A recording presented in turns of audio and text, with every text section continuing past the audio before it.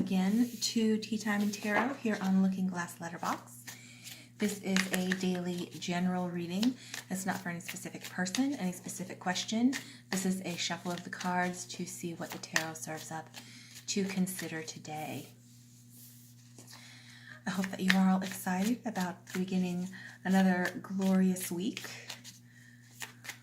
Mondays are the best.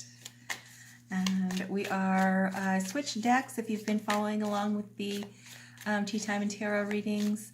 At the end of last week, we went through the solar eclipse. Ooh, Judgment on the table. Lovely. And so I thought, as helpful and delightful as the Golden Girls have been, those intrepid spirits from Miami, over the first part of the year, following the reboot in the solar eclipse and that corridor through from the lunar eclipse in May, some new inflection and nuance and consideration might be beneficial. So we are now using the Dark Wood Tarot, and I recently switched to the Enchanted Map Oracle as well. So if you're interested in what decks I use, they are always listed in the description of all of my videos. All right, so we have Judgment out first on the table. Lovely, beautiful card. And Judgment is a call to begin again. There's a lot of influences of a new beginning that are in play right now. With the solar eclipse, that's a new beginning. The new moon, that's a new beginning. Cancer season is approaching with the summer solstice. That is a cardinal sign. That is a card of beginning as well. So we are heading into the last stages of Gemini season, the expansion of thought, the spectrum of story and information and communication, in order to rewrite and adjust and expand our vision of what we're moving toward in the future. And Judgment and all of these new beginning influences that are active means that if you've been waiting for a sign, if you've been waiting for the right time, your intuition is, screaming at you. Now is the time. Now is the time to, previous to the last several weeks, it was a lot of preparation, reviewing where you've been, how you got to the place that you are now, knowing now what you didn't know then to support you into developing into the future with this new vision, and employing your focus in a forward direction and detaching yourself, releasing yourself, freeing yourself from limitation and prohibitions of the past, of the things that don't apply anymore, of the things that need to be reconciled, forgiven, released, not necessarily for the benefit of anyone that may have been in connection with that, but in order to free yourself from it. Okay, so Judgment is that call to rise up, begin again, knowing now what you didn't know before, and carrying on as you intend, as you develop, with grace, with dignity, with revelation. Okay, and then we have the Queen of Wands. Queen of Wands, she's been showing up quite a bit over the past couple months. This is Aries, again, a signal of beginning. Aries is a cardinal sign as well, and in fire, new action, new endeavor, new passion, purpose, and how you're showing up and being active within those circumstances. Okay, Queen of Wands, it can be an intimidating space to hold, because she is center stage, she is bold, she is magnetic, she gains attention, she is doing, she is connecting, she is networking, and it can be hard to stand, especially if you're not accustomed to it. It can be hard to hold that space with confidence. So addressing any insecurity, any inadequacy, any self-limitation that you have employed within your own story leading up to this new beginning is going to be very influential over how you hold this space of the Queen of Wands. So this could be this aspect of yourself, or it could be an Aries that is connection for you. It can be man or woman. The gender is not specific, but this is a feminine influence. It's the understanding of what is required to nurture and evolve and grow into abundance what it is that you are fired up about. Okay, wearing that crown, holding your own authority, understanding what that means, maintaining alignment with your principles and belief within all of that activity. Okay, it's a very commanding space to hold, very attractive space to hold. So how are you feeling in your body? How are you feeling in your mind? How are you feeling in your emotion? How are you feeling in your space?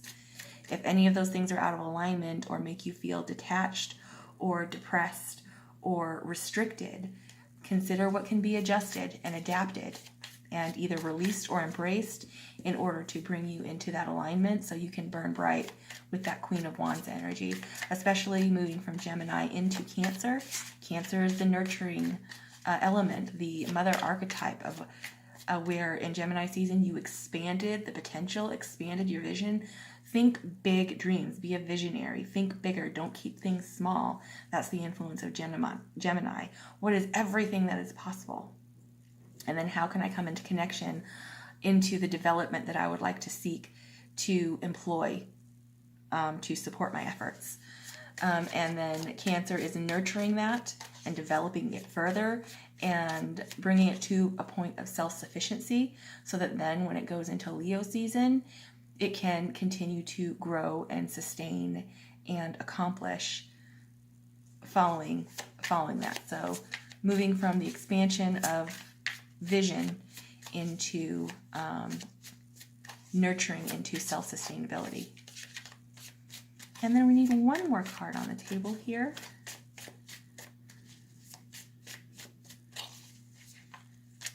So this is a bold beginning with Judgment and the Queen of Wands, but in the readings in the previous few months, definitely, it's all been talk about the preparation for this event, for this to occur, for this to happen. So if you want to work with these influences, be prepared. And that's going to be most effective and efficient to your own purpose. One more card, please.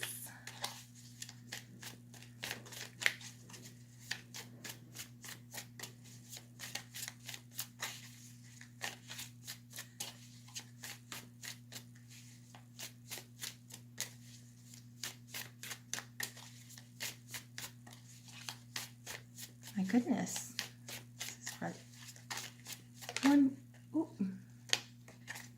We got two cards here. Okay. So we have the Devil. Okay, that is Capricorn energy. So Capricorn may be influential to you here. But we also have the full moon coming up in Capricorn as well. And Capricorn is the boss. He is ambitious. He is direct. He is disciplined. He is seeking advancement for his cause. He is very influential and productive in manifestation. Okay, so what is it that you want to develop in your work, your business, your hobby, your life, your connection? What are those things that you can directly consider in order to advance what it is you are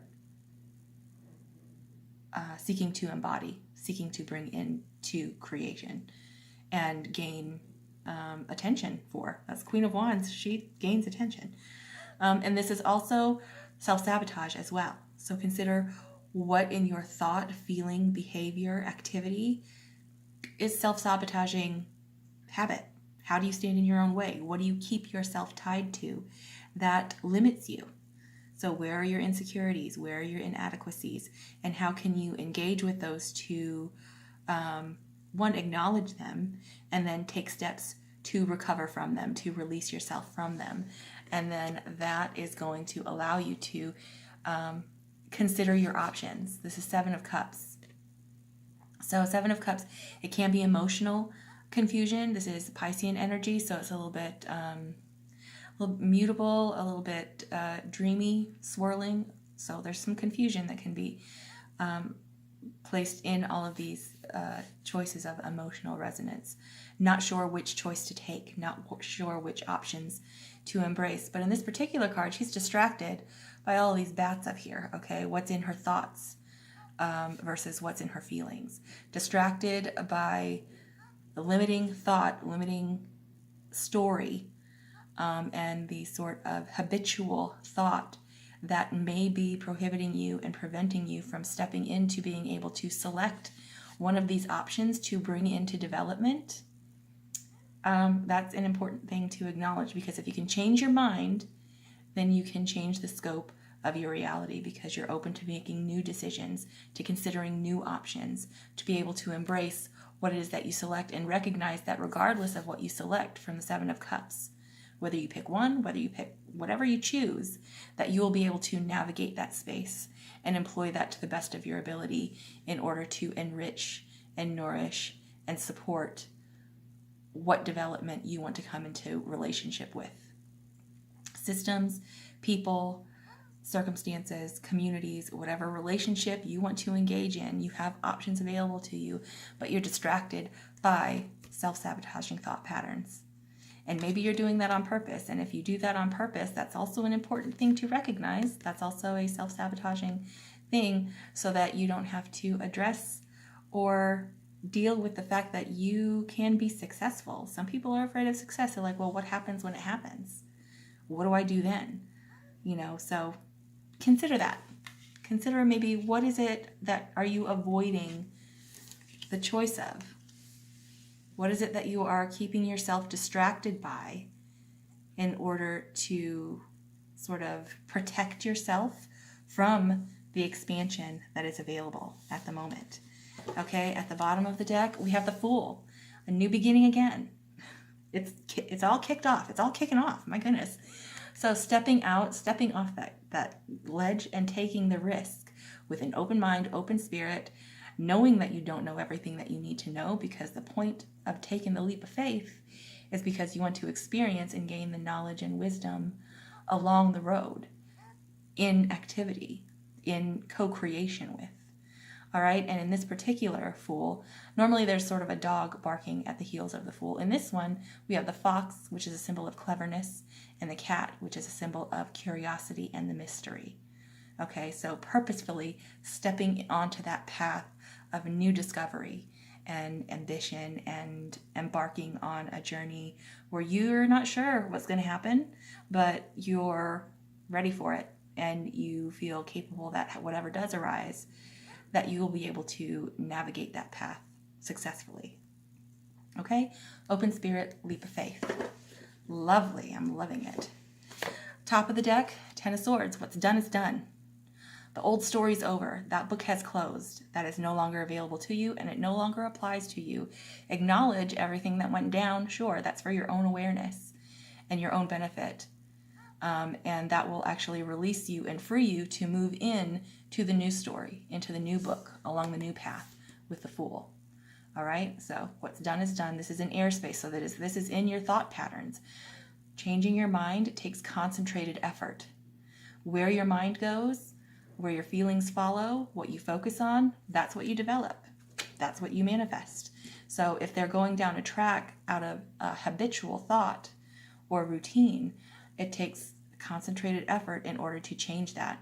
And that releases you and frees you to step into this Queen of Wands space and be bold and be present and be yourself and rise up to this next evolution, this next echelon of yourself and the life that you are leading, and employing your vision of what you want to move in the direction of the future, and not being sort of subject to what someone else wants. Embracing your own authority, your own power, your own responsibility with those things, and your own decision, and then showing up and owning it and being that way in this space.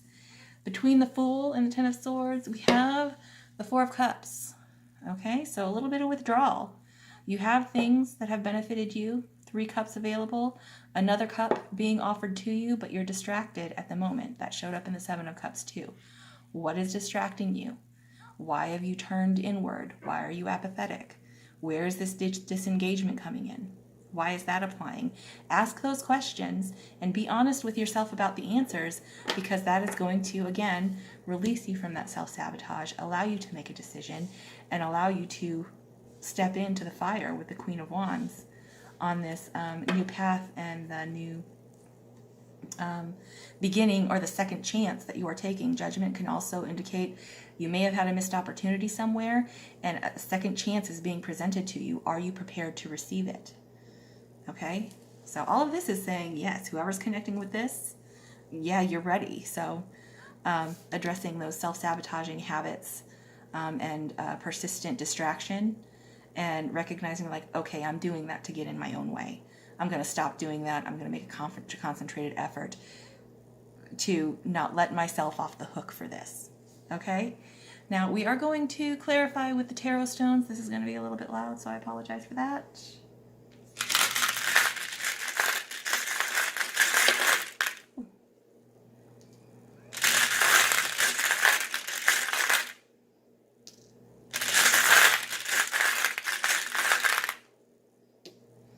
All right, so clarifying judgment, we have the Two of Cups.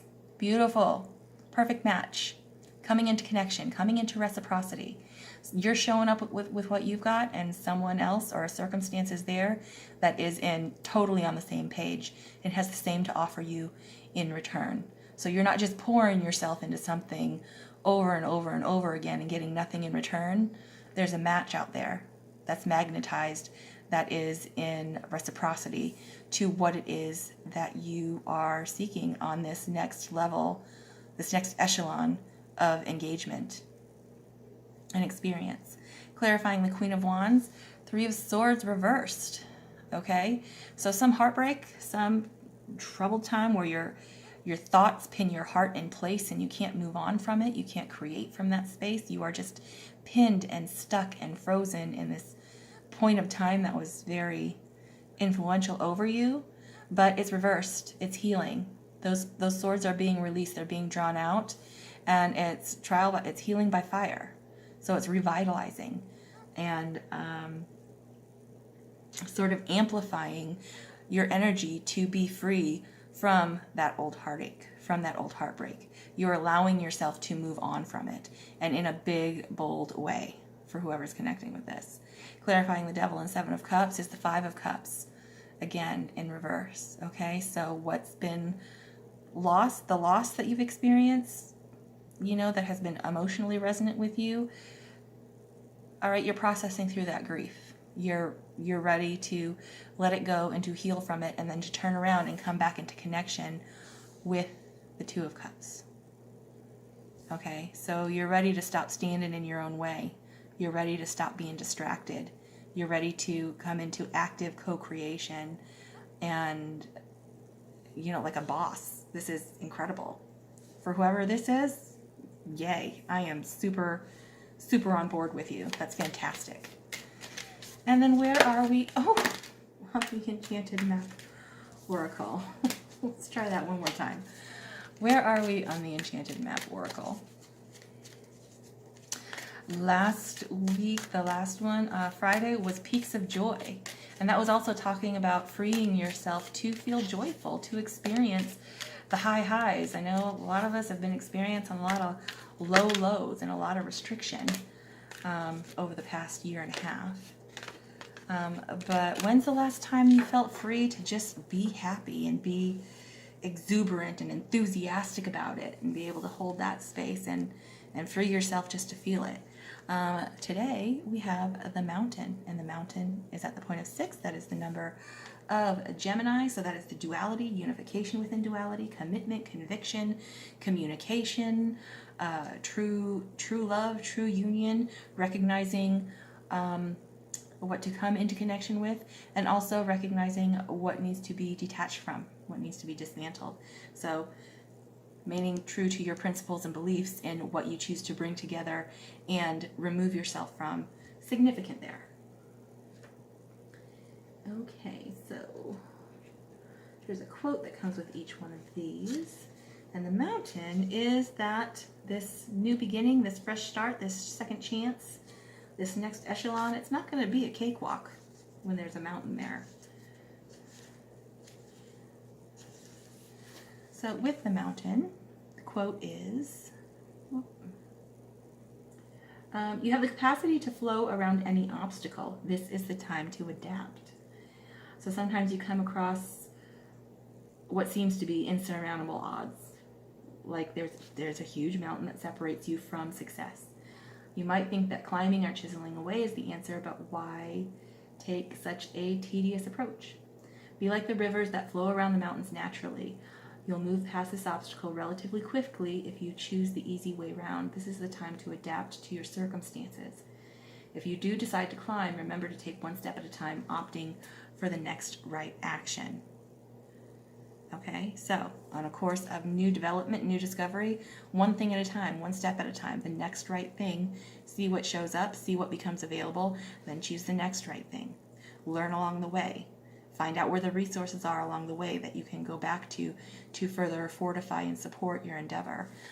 With a mountain, this is sometimes the easy way around is the right way around. You don't have to make it harder for yourself. Choose the most efficient, effective way of navigating the obstacles along this new path based on the wisdom that you gained from your previous experience, based on what you know now that you didn't know then in the previous story, and employing that in your service and engaging that wisdom and awareness and experience to propel you into this new stage, this new story, this new journey, this new road. Okay? And 6 is also a number of growth and reciprocity and cyclical exchange. All right? Lovely, lovely, lovely. I love that. That is all that I have for you guys today. I hope that you have a fantastic Monday, and I will see you tomorrow.